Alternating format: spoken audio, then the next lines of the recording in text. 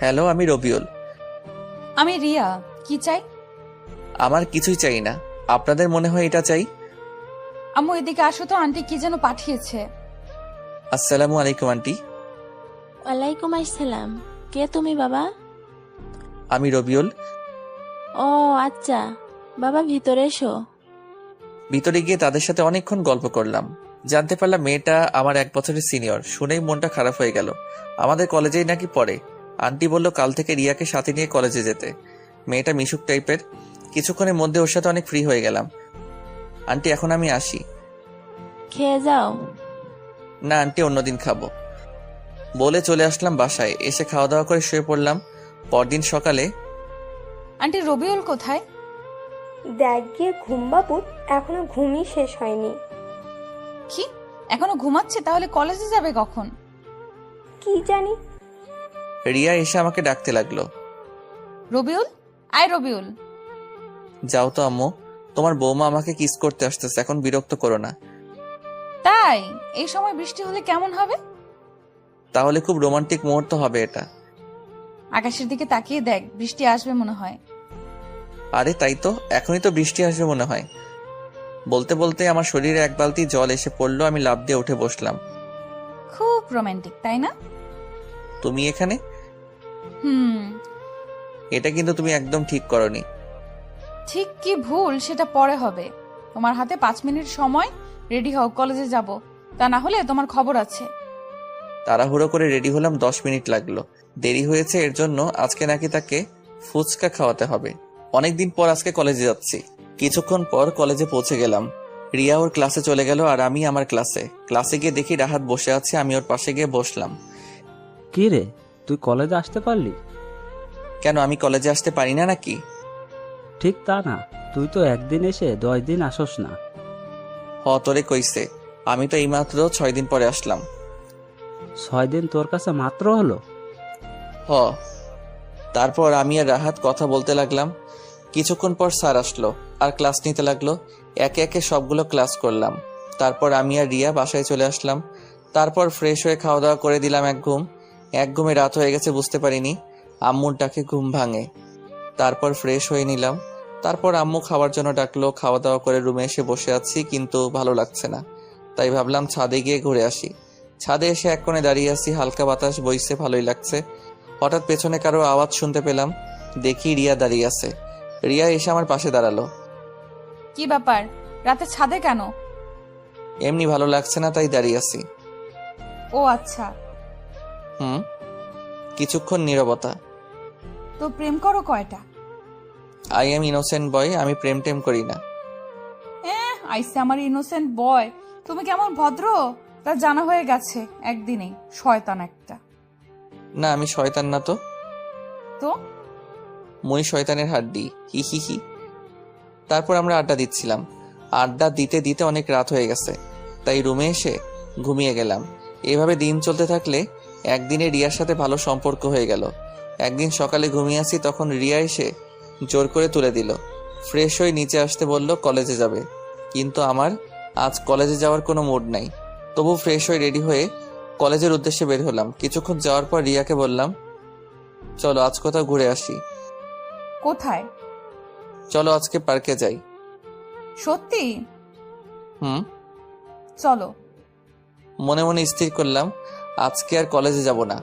অনেক ঘোরাঘুরি করলাম। মেয়েটা মনে হয় আমাকে পছন্দ করে ফেলেছে, না হলে আমার হাত ধরে ঘুরবে কেন। একসাথে ফুচকা খেলাম, আইসক্রিম খেলাম। এইবার মনে হয় সিনিয়রের সাথে প্রেমটা হয়েই যাবে। সুন্দর মেয়েরা বেশি দিন ওয়েট করে না। ভাবছি এখনই প্রপোজ করে ফেলবো। যেই ভাবা সেই কাজ। আর আপনারা তো জানেন আমি একটা বেহায়া ছেলে। রিয়া, একটা কথা বলি। বলো। আমাকে প্রাইভেট পড়ানোর দায়িত্ব নিবা? আচ্ছা দেখি। আর একটা কথা বলি। বলো। সিনিয়র মেয়ের সাথে কি জুনিয়র ছেলের প্রেম হয়? হতেই পারে। তাহলে আমাদেরটাও হবে। আচ্ছা কি বলতে চাইছো ভালো করে বলো। আমাকে তোমার জুনিয়র বর বানাবা? না, আমার সিনিয়র বর আছে। কি? হুম। আমার টাকা ফেরত দে। কিসের টাকা? হারামি, তোর সিনিয়র বর আছে, তার কাছ থেকে ফুচকা আইসক্রিম খেতে পারিস না? হারামজাদা টাকা ফেরত নিবি তাহলে খাওয়াইছস কেন? আমি কি জানি যে তুই ফাঁকা নাই? এখন আমার টাকা ফেরত দে। দিব না, কি করবি তুই? আচ্ছা, একটা কাজ করতে হবে, তাহলে টাকাটা নিব না। কি কাজ? আমার এক গালে পাপ্পি দিলে ফুচকার টাকা মাফ, আরেক গালে দিলে আইসক্রিমের টাকা মাফ, আর না হলে আমাকে জড়িয়ে ধরো, তাহলে সব মাফ। হারামজাদা দাঁড়া, তোকে দেখাচ্ছি মজা। বলেই পায়ের জুতা খুললো। এটা কি করতেছো? তোর গালে কিস করব, দাঁড়া।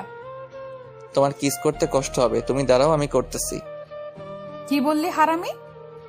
ভাবছিলাম তুই অপসরি, তুই তো একটা ডাইনি বড়ি। কুত্তা, লুচ্চা হারামজাদা। বলেই জুতা নিয়ে আমাকে দৌড়ানি দিল। পুরো 1 ঘন্টা আমার দৌড়ানি দিছে। বাসায় এসে ভাবতেছি শালি আর জীবনও প্রেম করব না, সব মাইয়া এক। প্রথমে মিষ্টি মিষ্টি কথা বলে পকেট থেকে টাকা খসাবে, তারপর বলবে তার বিএফ আছে। আমার টাকা আমি ফেরত নিয়ে ছাড়মো, বাপের পকেট থেকে চুরি করা টাকা আমি ওর কাছ থেকে আদায় করে ছাড়মো। হারামজাদি, তোরে ভাবছিলাম তুই একটা অপসরি, এখন দেখছি তুই একটা কুটনি বুড়ি। ওর পিছে আর আমি ঘুরবো না। কালকে কলেজে যাবো, দেখি সেখানে একটাকে পটাতে পারি নাকি। আর এই যে আপনাদের বলছি, আপনারা মনে হয় আমার জন্য দোয়া করেন না, করলে তো এতদিনে একজনের পেয়েই যেতাম। আজকে আমার জন্য দিল খুশ দোয়া করবেন, যাতে আর কেউ এভাবে জুতা নিয়ে দৌড়ানি দিতে না পারে। পরের দিন রিয়া একাই কলেজে যাচ্ছে, তখন রিয়ার আম্মু ওকে বলল, কিরে রিয়া, আজকে একাই যাচ্ছিস? রবিউলকে নিয়ে যাবি না? না, ওই বান্দরের সাথে আমি যাব না। কেন, ও আবার কি করলো? যা করেছে তা বলা যাবে না, আমি এখন যাই। আচ্ছা যা। অতপর আমি ঘুম থেকে উঠে ফ্রেশ হয়ে খাওয়া দাওয়া করে কলেজের দিকে রওনা দিলাম। কেমন জানি লাগতেছে, আবার ভয়ও লাগতেছে। যদি ওই জিন আমারে ধরে নিয়ে যায় তাহলে আমার বউয়ের কি হবে? আরে ধ্যাত, আমি তো বিয়েই করিনি। কলেজে পৌঁছে গেলাম, সবাই সবার সাথে কত গল্প করতেছে, আর আমি শালা মাইয়া খুঁজতেছি, একটাও পাচ্ছি না।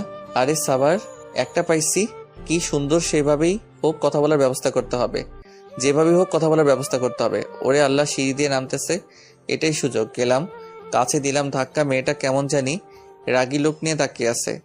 যাক, এখন একটু ভাব নিতে হবে। আরে আছে আছে। কি আছে? ওই যে এখন বলবেন বাড়িতে মা বোন আছে নাকি, তাই বললাম আছে, বাট বোনও নাই বউও নাই। ওপরের ফ্লোর একটা মেয়ে থাকে, ওরে আপু বলি। উফ, ওই আপনি রেডিওর মতো বকবক শুরু করলেন কেন? আপনি কি চোখে দেখেন না? দেখি তো। তাহলে ধাক্কা মারলেন কেন? দেখছিলাম তাই খেয়াল করিনি। কি দেখছিলেন? চাঁদের পরি। দিনের বেলা চাঁদের পরি কোথায় পেলে? এই তো আমার সামনে। তুমি এত সুন্দর কেন? আমি তো দেখেই ক্রাশড। এই আপনার কি লজ্জা শরম কিছুই নাই? প্রেম করতে হলে ওটা থাকতে নেই। সরেন তো, আমার ক্লাসে দেরি হয়ে যাচ্ছে। আচ্ছা যাও, তবে নামটা বলে যাও। একটা হাসি দিয়ে বলল, মেঘা। কি সুন্দর হাসি। আমি তো আবার ক্রাশড। এবার মনে হয় প্রেমটা হয়ে যাবে। এই মেয়ের পিছনে এখন আঠার মতো লেগে থাকতে হবে, তাহলেই হবে। ক্লাস পুরো ভর্তি, তাই দাঁড়িয়ে আছি। স্যার দাঁড়িয়ে থাকতে দেখে একটা বেঞ্চে বসতে বললেন, মেয়ের পাশে। পাশে তাকিয়ে দেখি মেঘা। হাই মেঘা। আল্লাহ রে, আপনি এখানেও হাজির? জি, আপনার টানে এখানেও চলে আসলাম। কি চান আপনি? ভালোবাসা। দেখেন, আমাদের বাসা আব্বুর আছে, তার সাথে যোগাযোগ করে। আরে আমি লাভের কথা বলেছি। সেটাও আমি জানি না। আল্লাহ রে, কার পাল্লায় পড়লাম আমি। ও আল্লাহ, উপর থেকে দড়ি নাইমা দাও, আমি উইঠা যাবো। তোমার নাম্বার দাও তো। কেন? আমরা তো বন্ধু, তাই না? আচ্ছা ঠিক আছে। দাও। 018। Thank you. হয়েছে হয়েছে, এবার মন দিয়ে ক্লাস করেন। আহ, কত খুশি খুশি লাগতেছে।